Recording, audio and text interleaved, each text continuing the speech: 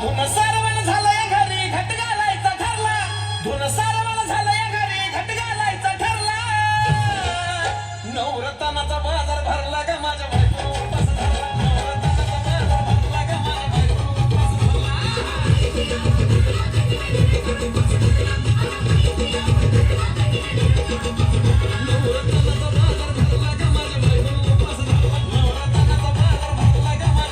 उपास